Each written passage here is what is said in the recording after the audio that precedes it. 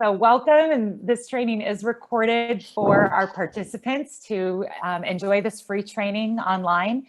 The training will be available within about 24 hours on our YouTube channel, and also links available to materials on our website.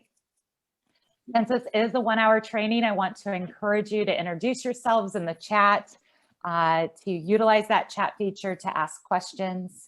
And at the end of the training, Jose will host a tea time for you to ask additional questions and just to discuss other topics pertinent to the fire service. Please make sure to mute your microphones during the training. And now Jose will get us started with some words of encouragement. Thank you, Nancy. Truly appreciate. Welcome everybody to the meeting. And I'll jump right in.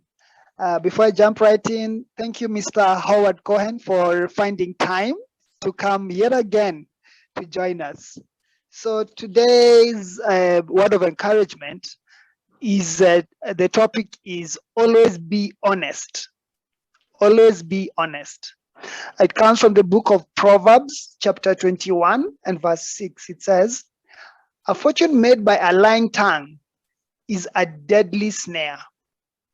Okay, and I read, "One day a clergyman was walking down the street when he saw a group of boys surrounding a dog. 'What are you doing?' he demanded. One of the boys replied, He's a neighbor's stray. He's a neighborhood stray. We all want him, but only one of us can take him home. So we've decided whoever can tell the biggest lie will get to keep him." The preacher declared, "You boys shouldn't be having a context that involves lying." Then he launched into a sermon beginning with, "It's a sin to lie," and ending with, "When I was your age, I never told a lie." There was a dead silence for a minute. Then just as he was beginning to think he'd got through to the boys, one of them gave a deep sigh and said, "All right, give the preacher the dog." Seriously, here's the downside of lying. Number one, you always have to remember what you said, and your memory just isn't that good. So chances you'll be exposed. Number two, you have to live with yourself knowing you lied and violated your character. That's hard to do. Number three, when you decide to pray, the first thing that will come to your mind is the last thing you'll want to discuss with God, and that is your lies. Number four, contrary to what you may think, forbidden fruit isn't sweet, it's sour. Death and life are in the power of the tongue, and those who love it will eat its fruit. That's in Proverbs chapter 18, verse 21. You'll have to live with the taste of that lie in your mouth. Would it be better to just be honest? Let's pray, ladies and gentlemen. Thank you, Jesus. Thank you for giving us this beautiful day, this beautiful chance to come and learn from our instructor, Mr. Howard Cohen. Lord, we ask you that you open up our minds, you open up our thoughts, and you give us an understanding spirit so that we could be taught new stuff and new concepts of how to gain new skills when you're in the firehouse. Lord, we ask you that you kindly remind the other firefighters and first responders who would want to come and join to log in, and we have a good time together. Ask for a good network connection, and also I ask you to give Mr. Howard Cohen confidence and also a sound mind to present to us what you prepared him to give us. I pray this all, trusting and believing in the mighty name of Jesus Christ. Amen. Mr. Howard Cohen, the floor is yours. Please take us through, sir. Hi, everybody. Thanks for welcoming me back again. And I always look forward to doing these teachings. Jose, can I do something that's not very firefighting direct related, but is a very direct connection to the teaching you just did? based on my other profession, which is as a rabbi, and teach you something about the lying and the Hebrew alphabet. Can I take that digression? Yeah. Okay. Yes, please. So The floor is yours, sir. let me share a screen with you. It's not the biggest screen, and I don't know if I could make it bigger, but what I'm showing you here, and do you see this little box with these letters in it, these drawings? Can you all see? Jose, can we see that? Yes, we can. Okay, good. So these are the letters of the Hebrew alphabet, and as you know, the Bible was originally written in this alphabet. It goes from right to left. So where I'm pointing is the first letter in the alphabet, and where I'm pointing is the last letter. So the ancient rabbis asked the question, why are the letters of the alphabet in the order that they're in? And so they gave us this teaching. They said, well, there's lots of reasons, but let me show you what happens when they're, but by their position.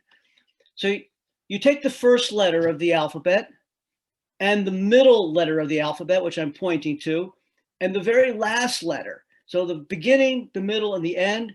And if you put those three letters together in Hebrew, they spell the word emet, which means truth.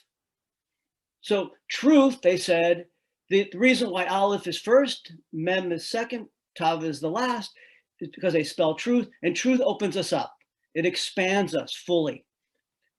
But they went on to point out that the letters Shin, the one I'm pointing to, the letter Kuf, and the letter Resh, they're all bundled together, and those three letters spell the word Sheker, which means liar. So what they said is that, see, the way the letters are positioned is that when you lie, you bind yourself up. As Jose said, you have to remember all your lies, and they tie you up in knots, whereas truth opens you up. I thought you might like that sidebar teaching that relates to what Jose was teaching us about truth and lying, but coming from a very different perspective. And by the way, by way of introduction, my other profession is that I am a rabbi, which is the equivalent of a Jewish priest or Jewish minister. So that's the alphabet. By the way, the letter Aleph is a silent letter, but it's really important because if you take it away in writing the word emet, Aleph, Mem, Tav, what you have left is the word met, which means death. So that silent something is what gives us our life. Now, let me get out of this and go to get to firefighting. Thanks for letting me take this digression. Share my screen. Okay, so today's training is going to be a little different for those of you who have attended other trainings with me, where I took a very specific subject and sort of dived in deep into it. I did vent, enter, isolate, and search a while back. I can't even remember some of the other ones, but so I've done more didactic teachings, more specific subjects. Today I want to do something that's kind of fun and it's more informal. I want to go over a whole bunch of different kinds of drills that you can do by yourself or with another 1 or 2 or 3 firefighters. And I want to emphasize that even though these are simple drills, they don't have all the glamour of a burn building experience or, crawling through tunnels with your air pack on. These drills are really important because they develop a level of skill and competence in complicated situations. So that's what we're focusing on today. And within the next day or two, there will be a sheet listing a lot of these drills that I'm going to talk about today, plus links to where you can find them and others. So having said that, before I go any further, I want to make an offer of thank you to the Africa Fire Mission for creating this program, not just for all of you, but to give firefighters like me an opportunity to teach, an opportunity to connect with firefighters all over the world, and throughout the United States. So a thank you to the Africa Fire Mission. Thank you to Jose for his role in this. And also, I just have to say, I have to thank all the firefighters who have taken the time over the years to present their teachings, to share their teachings, and who basically made me a better and safer firefighter, who managed to get through 20 years without any serious injury and who could happily retire and enjoy teaching with others. So that's my initial thank you to everyone. And also a thank you to all of you for giving up some time and coming out today. I really appreciate that. So for those of you who are new to meeting me, this is my bio. I am currently the department. I started the fire service in 2001 after that terrible event that happened in the United States, known as 9/11. The department asked me to become their chaplain. I accepted. I also said if I become in the fire department, I'd like to learn firefighting. They said, okay. I started taking fire courses, and over the course of time, I rose to the ranks until I was a deputy chief for the last 2 years, and then I just retired in February. I'm now, and have been, and sort of function as the de facto training officer for the fire department. I'm also the de facto community resource person. In other words, I put stuff out in the community on behalf of the fire department. And I'm a fire instructor level 1. So that's my background. I'm also involved with crisis stress management. I don't know how familiar you are with that, but what we do is, so when there's a really traumatic event, a bad car accident, and the firefighters and EMS have to go in and sort of extract maybe a child or something from a mess, we go in and debrief them afterwards to help them handle the stress and trauma of that kind of event. The other thing I wanted to tell you about me, as I kind of hinted at, I am a rabbi and I have a little pulpit outside of Boston, and I'm the interim rabbi of another congregation, which I retired from in 2006. And I've got a couple other little hats that I wear. I'm a life coach, canoe wilderness guide, and a canoe builder, but those are just kind of a little bit about my who I am. So the course objective today, we're going to survey a wide range of skills drills. I know it's a funny way of saying it, skills drills that you can do by yourself or 1 or 2 other firefighters anywhere, anytime. And these will truly make you a better firefighter along the way.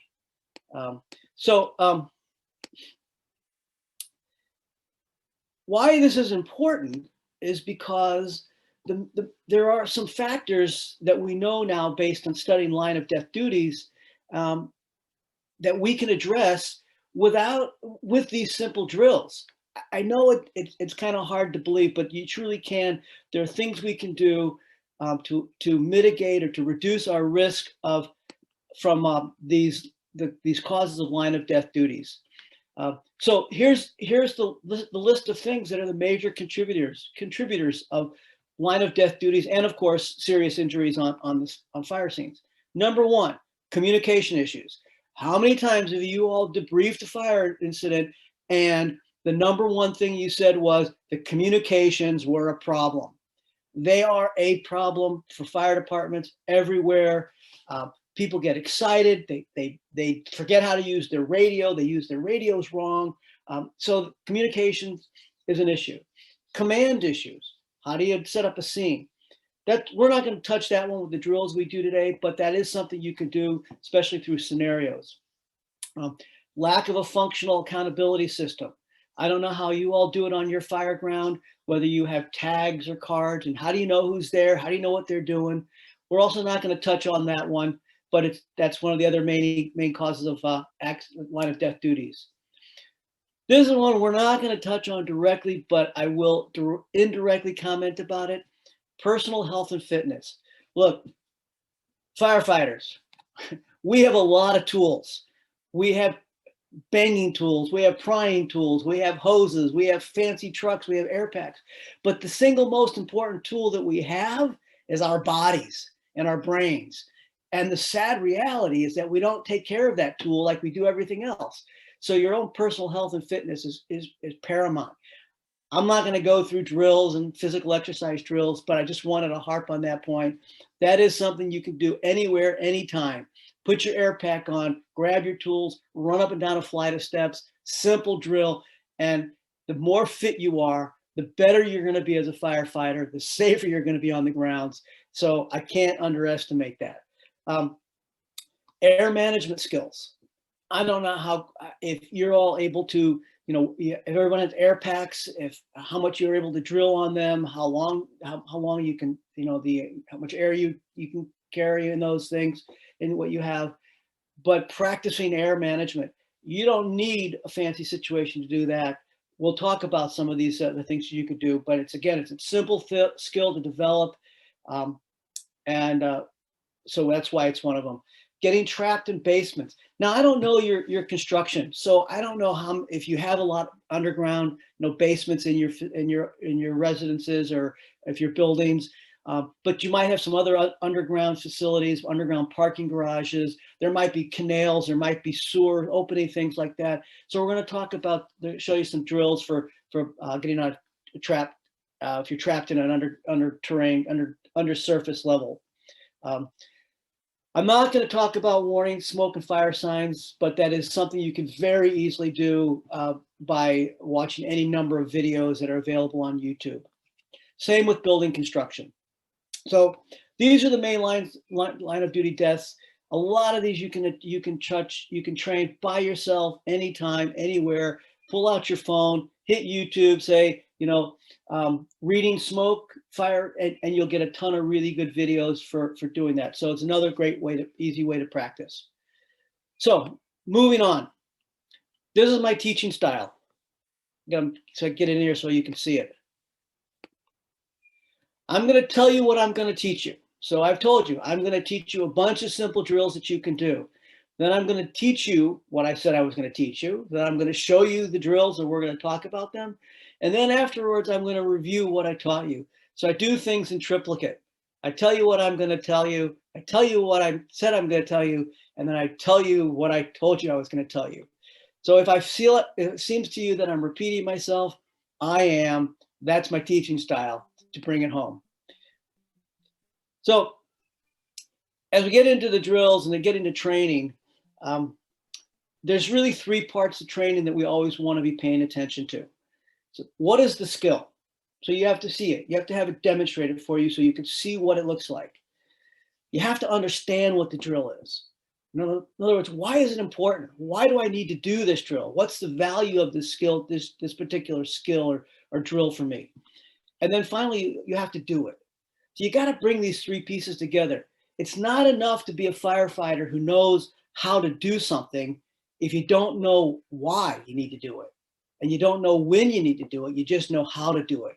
And a lot of times we focus on the how to do things and not enough on the when and the why. So before we jump into the drills, I want to say, once again, don't underestimate the value of these simple drills. They'll help keep you on your game. They'll keep you sharp. They'll develop subtle skills. And, you know, I don't know about you all, what it's like, how often you're actually fighting fires in your areas. But I know that here in the United States, unless you're in a big city, in a really big city, we don't fight fires very often anymore. It's just between building construction and suppression systems built in, smoke detectors, things like that. We just don't fight them. And so we can't rely on experience as our primary teacher for fighting fires. We have to drill. And the truth is, I don't know about for you guys, but I know that in our department, my department, and many departments here, getting enough folks out to be able to do serious drilling with 8, 10, 12 people, it's lucky if you could do it once or twice a month. I mean, we're volunteers, so it's not like someone could say you have to because it's your job. But so you can fill in a lot of training with some of these simple exercises. Okay, so here we go. If you have questions, feel free to, raise your hand. I can sort of see some of you on the screen, but Jose is watching, and if he sees you, he can interrupt me and say, hey, we got a question over here someplace. So I'm going to start going through some of these drills. So You may or may not do these. This may be sort of like all, oh yeah, I used to do that. And, it's good to have that, to be reminded of that. And some of them you might want me to go in a little deeper in terms of explaining them. So number one, here's a drill you can do anywhere, anytime, knot tying. I know we don't tie a lot of knots on the fire ground, but every now and then you do need to know how to tie knots. And I'm a knot guy. I like tying knots. I used to do a lot of rock climbing, and so knot tying was climbing it. When I was younger, I used to have a rope hanging from above my bed, and I'd lie there at bed at night before I went to sleep, and I'd practice tying my knots. So I'd tie with one hand, the other hand, two hands, my eyes closed. Grab yourself a piece of line. Just a second.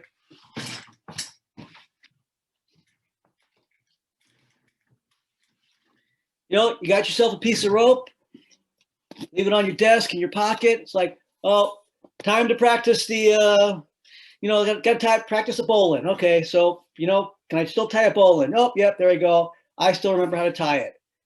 Great. What about tying it with one hand behind your back? Can I tie a knot with one hand? It's possible you might need to. I would hope not, but why not practice? Practice blindfold. Put your gloves on and practice tying the knots. It's easy to tie a knot, when your hands are like, you don't have your gloves on. But hey, what about with gloves on? Can you still do it? So practice knot tying. Here's a drill I like to do, and I'm going to give you a couple variations on this. It's a simple drill. It's well, you know what? I'm going to show you some pictures of it. So let me just run through some of these things here real quick, and then I'll show you some pictures and we'll talk a little bit more about them. Nut and bolt manipulation. This is the nut, this is the bolt, and we'll talk about what you can do with it. Operating power tools. You all have them on your apparatus. Do you practice with them? Do you play with them? Do you practice maintaining them? This is just kind of a checklist, and we'll go into more detail. Handling small tools, screwdrivers, wire cutters, etc., with or without gloves. Can you work the knob on your radio with your gloves on? That's a simple drill you can do. Put your gloves on, turn your radio on. Can you find the right channel with your eyes closed?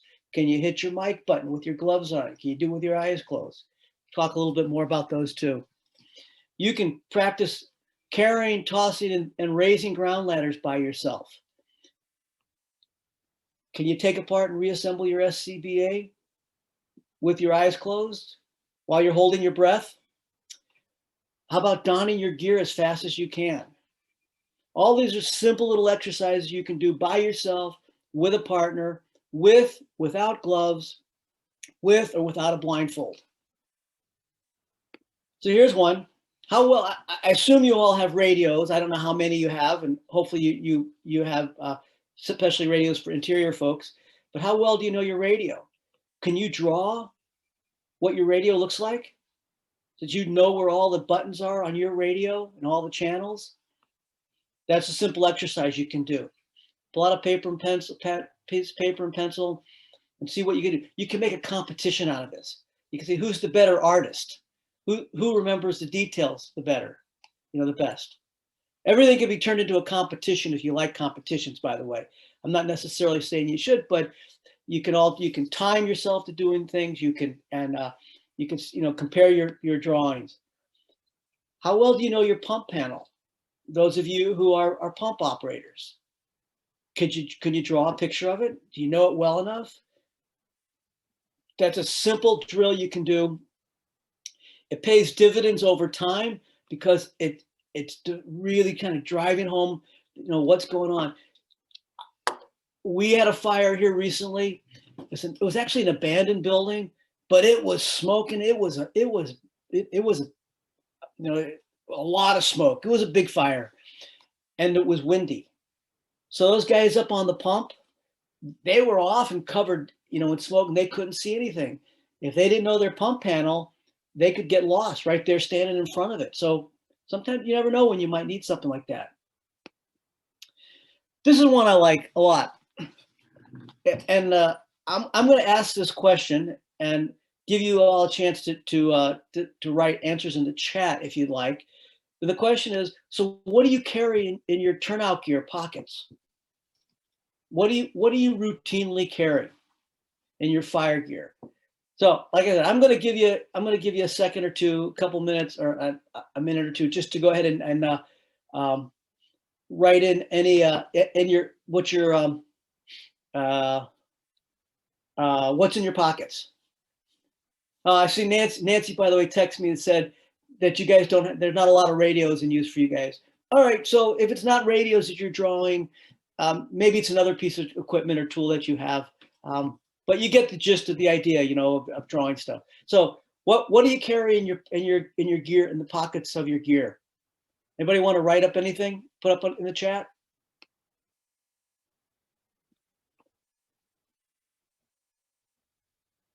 Yeah. Pause for a minute and a second or two and give you all a chance to jot stuff down if you'd like. I won't belabor the point because I know some of you might not be in a good situation to write. Some might be driving and listening or something, so that's fine. So here's just some questions. Do you carry webbing in your pockets? Prying tools, chocks, knife, webbing, bailout rope. Okay, Jose put that up. How about a multi-screwdriver, multi-head, extra gloves, clamps, extra hood? This is what I'm going to show you what I used to carry in my pockets. So first of all, I put it all in a bag. Well, a lot of it was in a bag.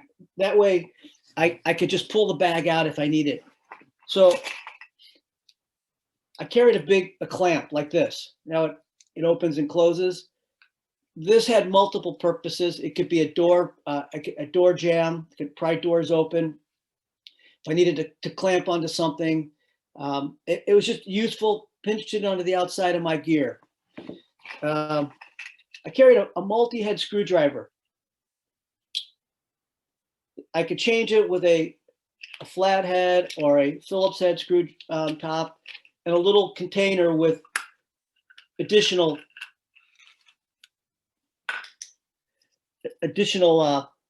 trying the camera here. Heads.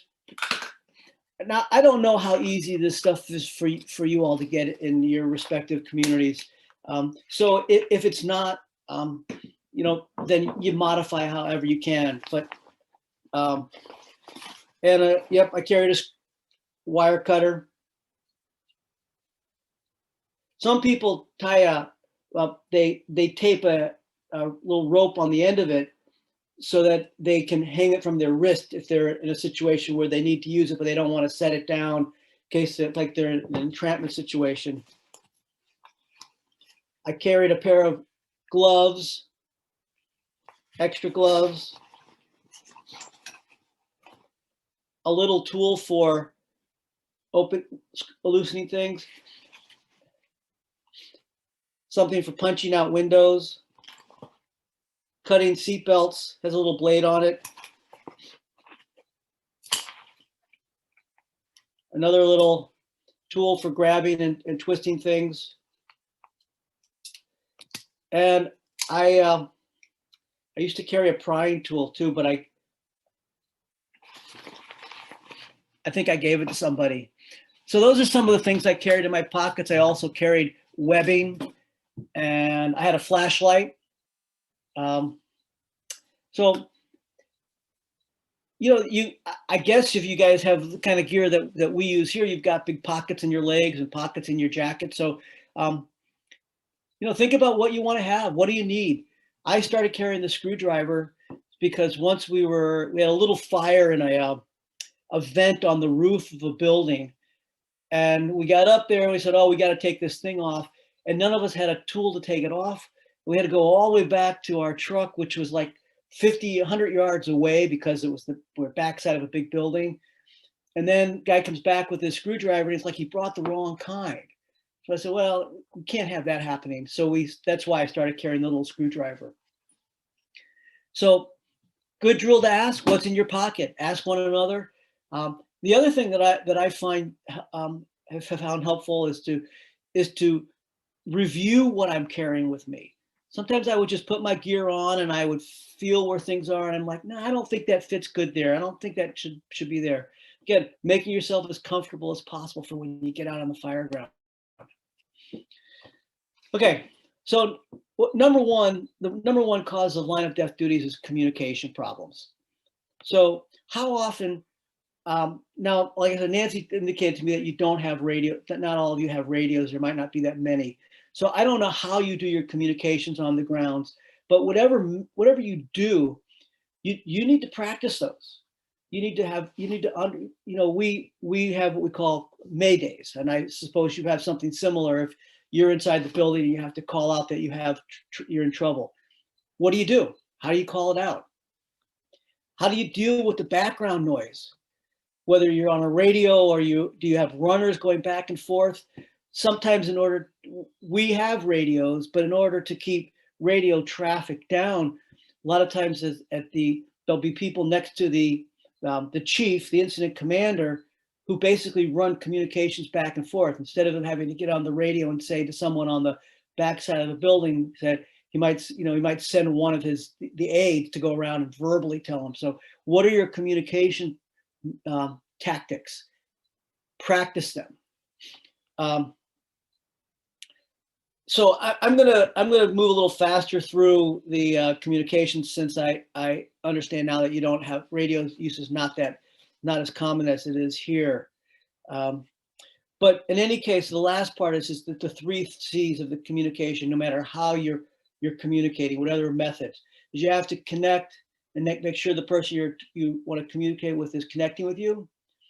You have to convey your instructions, and then you have to confirm it. So what we use here is it basically boils down to, hey, you, it's me.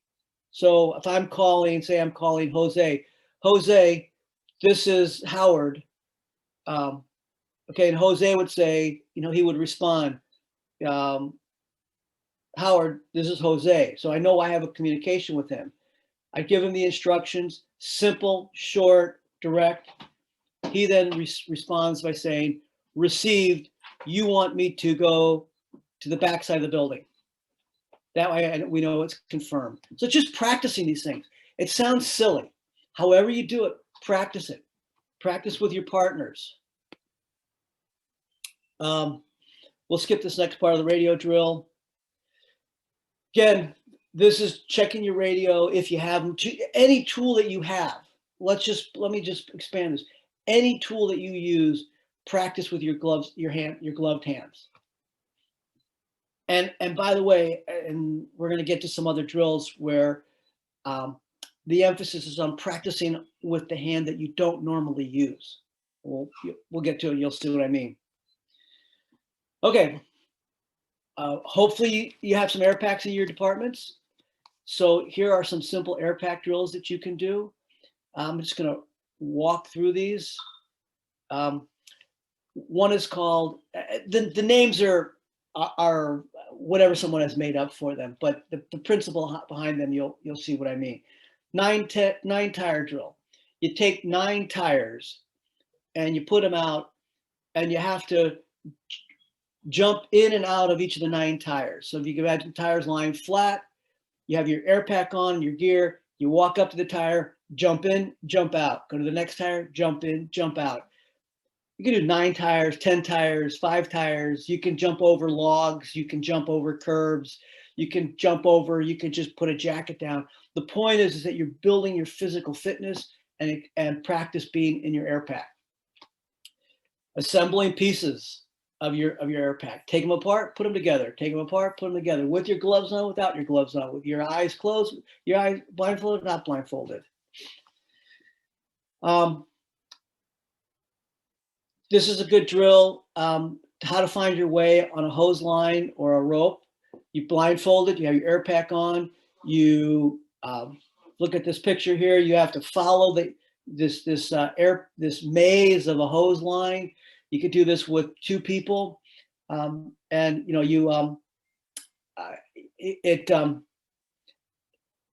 you work on your breathing, you work on your orientation, you work on on your skills for following how you follow the hose line. So it's a good drill. Tire flipping. Again, this is working on your body and your aerobic capacity. Put your air pack on, put your gear on, and pick up a big tire or something heavy and turn it over, flip it over, roll it around. Sledgehammer slam. You just take a sledgehammer and you're smashing it again. You're swinging it. You're simulating breaking through a wall if you need to do something like that. Air squats. Those are just doing squats with your air pack on and your gear. You get it. You get the idea. These air pack drills develop your stamina, your breathing control, which is really crucial in the long run, and your personal fitness. You just get stronger and better. So here's a question for you. If you are an air pack person, how long can you last on one bottle of air? Put your air pack on, sit down on the floor, and see how long you can make that bottle last when you're not doing anything. It's a good test to understand if you ever get trapped, how you can control your air and control your breathing. Again, all you need to do is put the air pack on and sit down on the floor someplace. So here's some drills you could do. These are a little bit more complicated drills, and you can do these. You want to have a partner or two when you do these. These are called pinned or collapsed wall drills.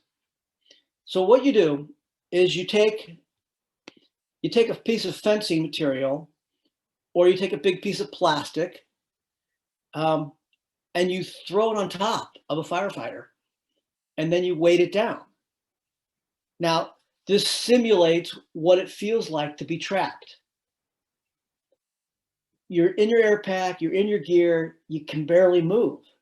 You don't want to have this experience for the first time in a real life situation where your life depends on it. Can you get your breathing under control? Can you set off an alarm, some sort of alarm, or kind of how do you let people know that you're stuck, you're trapped? It's a good exercise to experience what it feels like being trapped and how you're going to respond. So here's a couple of pictures, more of this process. And again, this could happen to any of us. We don't usually get much of a warning when a wall or something's about to collapse on us, a wall or the ceiling, and suddenly there you are pinned. It really helps to have had the experience in a simulated situation the first time around. So, and here's a case where the firefighter is using plastic to entrap someone, and then laying on top of the firefighter as well to add extra weight to that feeling of debris on top. So again, my handicap in terms of preparing trainings for all of you is that I don't know what kind of equipment you have. I don't know what your environment is like. So if some of this seems, with these presentations, not quite relevant to your situation, then what I challenge you to do is to figure out how to apply, how to adapt it to your circumstances. So here, if we go into an interior and we go inside a building, we're wearing an air pack. That is absolutely standard operating procedure. Secondly, the goal here is that anyone who goes inside has a radio on him or her. Now I realize that may not be the case for all of you these days, and it wasn't until the last 10 years or so that it really became standard. And even now in my department here, where I've been saying to them the last few years, everybody who goes interior takes a radio with them. I still get guys who don't do that. The problem is if you don't have a radio, it's really hard to communicate if there's a problem. But here's the issue. What happens if you're pinned, and this is an exercise to do, if you're pinned, if you usually go like this to your right shoulder for your radio, if you use a radio, to your mic, with your right hand, how do you do it with your left hand? Can you get to whatever device you use to let people know you're having a problem? from either hand. So what if you're pinned on your left arm, but it's your left arm that you need to move around? What if you're pinned on your right? How do you do that? I assume that if you have air packs on, you have what we call a pass. It's an automatic alarm that'll go off after a certain period of time. So assuming that that's true, okay, what do you do if you're pinned like in this picture and you can't get your hands to your radio to call for help? What do you do? In the moment, you might not think about this, but I'll give you the answer. You don't do anything because the alarm on your air pack is going to go off. And that might be what tells somebody, uh-oh, one of my firefighters is having a problem, and they follow the sign. So something to think about, a drill to practice. All right, here's some more drills. How do you get out from below grade? You know, it's really hard to reach up with that air pack on and all that gear and just muscle yourself up. So how do you get out? Well, here's some examples that you can practice with. Use your tool. In the picture that I'm pointing to here, you see that he's using the tool as like a stepping thing. And they're practicing this just on a wall in their, you know, somewhere near their firehouse. Or maybe if you have a tool like this, you can use it to create a stirrup to put your foot on to lift you up. Here's another opportunity, another drill you can practice for how to get from below grade. Take the fire hose, loop it down. It can either be for a stepping stone up, a step up, or you put it under the arms to lift someone up. Here's this is a short video, but I think I'll pass on showing it to you. I'll send you the link to it. This is called the Nance drill, and it's specifically for raising a person up from below grade. It was named after a firefighter who died because they couldn't figure out how to get him up, and if he fell below grade. And they showed different ways. But I think I'll just send you the link in the documents, or if there's time at the end, you can look at it. So.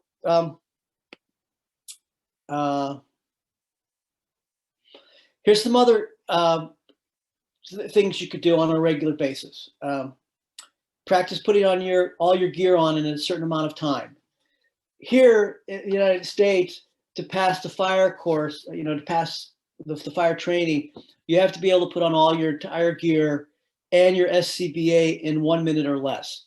So this is just, you know, focusing on putting on your SCBA if you have that, or just practicing putting on your gear in a hurry. Here's something that's easy to do that you can do anytime with your partners as you're driving around or walking around. Talk about the various hazards. What's on the rooftops? Are there propane tanks? What are the hazards in your fire district? What do you like? What could you potentially see? Talk about highways that run through. How about railroads? Just practice talking about that. Practice your hydrant hookups. These are simple things you could do at any time. This is one, the last one on here is one that really drove me crazy in my department. So we had 4 companies, 4 different trucks, and the 4 companies didn't cross-train on each other's trucks, which I could never understand because you didn't know what was in each other's trucks, what was in their compartments. So here's something to do. You got a little bit of time, walk around your truck, review the contents of each compartment. What's in it? How does it work? How do you service it? Know what's there. We had stuff on one of my trucks that it never came off. It was rescue stuff, and someone had bought it.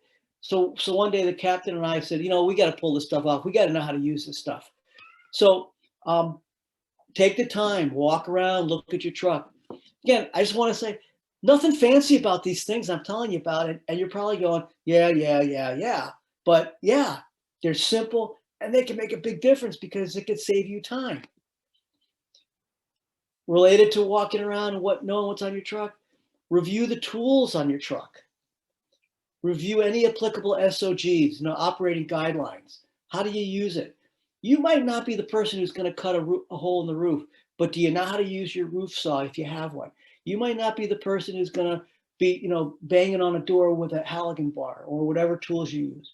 But do you know where they are? Do you know how to use them? Can you identify all the controls and components of the tools that you might use? Again, I don't know what you guys have, but we have on our various apparatus, we have different kinds of tools. And you'll tell somebody, go grab the whatever it is. He goes to grab it and he hasn't turned it on and doesn't know what to do with it, or he turns it on wrong. So you want to know what all those things are. What are the safety features? What are any operational concerns? Like, would you use a gas-powered fan inside of a building where there's oxygen problems? So questions like that. Do you know how to put a tool back in service?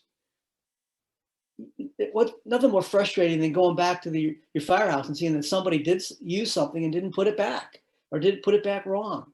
So all those are basic skills that you could practice and review anytime, anytime. So this is a quick chart here of various hand tools, kinds of things we would have on our apparatus, on our trucks. Are you familiar with them? Do you know how to use them? Do you know what they're called? You don't want to call. If I said, hey, grab me a pike pull. If you don't call it a pike pull in your department, then I won't know what you're talking about. So make sure you know what you call your tools, how you use them, how you take care of them. Just some more of these are the kinds of things we have on our trucks. Same with your fans, smoke ejectors, if you use those. How do you use them? When do you use them? Okay, a few more things I want to cover. This is an old piece of fire hose that blew up. And the question is, if you're lost in a building and you're following your hose line, which end's going to point you to the exit? So you may not have these kind of connections. You probably do, but you might not. If you have the stores kind, then you wouldn't be able to tell. But if you're following this hose line, any guesses as to which end's going to point you to the exit? The right side. This side here? Yeah. Yeah. Okay. Here's a little thing to help you remember. Bumps to the pumps. Uh-oh, I'm following it. Uh-oh, bumps. That's going to take me out. So if you got some old hose line, cut it up, practice it, and you can practice making your connections with your gloves on. That's my glove. Actually, that's my gloved hand there. Actually, it's my wife's gloved hand. I took the picture to show you the picture. So I took a piece. I've had this laying on my desk. I wrote on it bumps to pumps as to help me remember, because I'm really bad at when it's either or. I always forget which one it is. I know it has to be one of them, but I never remember. So I made I marked it up to help me remember. And so I can practice bumps to pumps, bumps to pumps. There you go. It's an easy little drill to do. A variation, I want to talk about a variation of this drill that I was saying, where the nut thing here, next picture. See the hands coming together? So that was my wife, because I hurt my finger and I couldn't get my glove on. So I took the picture, I had to put the gloves on. But practice screwing it, unscrewing it. It develops your dexterity. It makes you more nimble with your fingers with those gloves on. We all know those, our turnout gloves, they're hard to work in. So you practice. So another thing you can do, another way of a variation of this, is get a whole bunch of nuts and bolts, and then have to time yourself. How fast can you put them together? How many of them can you gather together and put together like like that? Here's something else you could do to add to any of these basic drills that you're doing to make it even more realistic, is take about 5 or 10 minutes before you do the drill to get your heart rate up. Run up and down steps, do push-ups, jumping jacks, walk around with heavy weights, get your heart rate up so that your breathing is up, much more like in a real situation where you have to concentrate, you have to work on coordination, and you have to keep yourself calm. So simple drills. I'm trying to keep an eye on the time. there's no shortage of drills you can do. There's a gazillion of them out there. I'm going to put some links up attached to the document that'll list some of these. And, you know, go search in YouTube. If you have access to YouTube, put in the drill, you know, firefighting drills. There's great drills. There's guys have put up lesson plans for instructions for how to build this really cool model, a dollhouse. You build a dollhouse with doors that you can open and close, so you can really get a chance to see how fire flow works, how air pattern works, how closing a door can change the dynamics. So you can get instructions for how to do that. You can get instructions for how to build an entrapment drill device. All kinds of really cool stuff that can, you know, that you can adapt to your environment.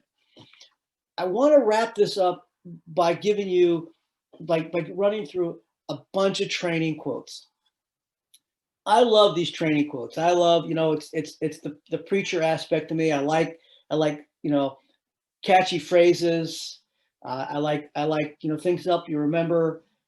So I'm going to run through these and just to emphasize, you know, how important training is, and not just the big, you know, dramatic drills that, you know, you take a lot of time to prepare. I mean, just simple drills to keep your skills sharp, to make you a better, safer firefighter, both for yourself and by extension your family, and your colleagues, and by extension their family, and of course for the citizens of your community. So I'm just going to run through these real quick. One skill, one drill, 1 hour. Right? If you're in charge of doing a drill for your company, you keep it simple. You don't have to think in terms of like grand scale. One skill, what's it going to be? One drill, we're going to do it in 1 hour and done. Okay, talked about bumps to pumps to help you remember what to do if you're disoriented and lost in a follow the hose line. I like this one. Don't train until you get it right. Train until you can't get it wrong. That's what training's all about. It's about, you don't even have to think about it. Okay, train as you will operate, practice skills under adverse conditions. It drove me crazy in my department that we'd have a drill night and the chief would say, it's raining, it's cold, let's do an inside drill. And I'm like, but chief, we might have to fight a fire in the cold. We got to drill in the cold. I didn't want to do it. But I'm telling you, drill in the conditions that you might encounter. This is a famous one. It came from the New York Fire Department. Let no firefighter's ghost ever return to say his or her training let them down. You know, you don't want to be the fire chief who has to say to someone's wife or husband that, well, you know, he just didn't know what to do, and that's what caused his death. You would never say that to someone you would hate to. Okay, I mentioned this before. A good firefighter knows how, but an educated firefighter knows why. It's not just enough to know how, you need to know why also you do stuff. Nobody likes to train, but nobody wants to work with a firefighter who is not trained. Keep that in mind next time you want to blow off training. Training is the hub to every issue in the fire service. Everything we do comes back to training, training, training. And you cannot count on, you can't count on the school of hard knocks for your training. If we depended on experience in the field for our training, it would be really expensive because we would be messing up, but that's training and we can't afford to do that. Be proud, be brave, be strong, but most of all, be prepared. The goal of education is understanding. The goal of training is performance. You need both. Jose will like this one. Have faith in God, but trust in your training. Being satisfied with minimal effort isn't enough. In fact, a minimum is just one step above inadequate. And my all-time favorite quote, which I heard come out of the mouth of this state trooper, Kurt Wagenbach. As a result, he was involved in a very, very, very horrible situation, and he would reflect back on it. This is what one comment he said. He said, "We don't rise to the occasion, we fall back on our training." And that's what this all boils down to. So, as I said I would do, I said I was going to tell you about all kinds of different drills that you can do, simple drills, and these should be seen as idea, triggers for ideas for the drills that would work for you in your department, in your district, in your environment, which I have, as I've already said, is way different than mine. So I've told you the importance of why these simple drills are valuable. I've told you all about these simple drills. And now that I've wrapped up, I've really emphasized why drilling and training, even on these simple drills, is really important. And I think I'm about out of time. So this will all be available in document with links after later on. And I'd love to hear what you guys do for training, simple drills, complicated drills, and over time. So on that, I'll turn it back to Nancy and Jose, and I can stick around for tea time to, you guys call it tea time. It's time for my second cup of coffee, morning coffee, but I'm good. So Exactly. thanks for your attention, you guys. I appreciate it. I hope I didn't waste your time. Howard, thanks so much for all of these ideas and the excellent training. I think there's so much value in recognizing I don't have to wait for an instructor in order to learn, and to continue your own learning, to practice on your own time, to just continue to grow. There's so much value in that. So thank you, Howard. Thanks everyone for attending today's training. We greatly appreciate that and are excited to continue to host things weekly. I've just posted a evaluation and some other things, information in the chat for you. We will send you an email with the link for the evaluation as well. We love to just hear your feedback and learn about the trainings that you would like to have in the future. The other thing, next week, the plan is for Athman Bacha to be back to talk a little bit more about vehicle operations and safe driving. So he will be with us, and looking forward to that. And we're continuing the weekly trainings. So just so excited to see you all here. I'm excited because soon I get to travel back to Africa and spend some time in hopefully some of your communities. I'll be in Malawi and in Zambia and in Kenya in June and July.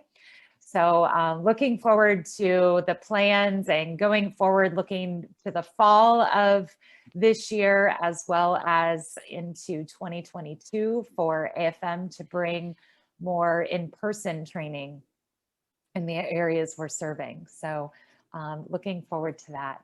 Thanks everyone for joining us, and Jose, I will pass it to you for tea time.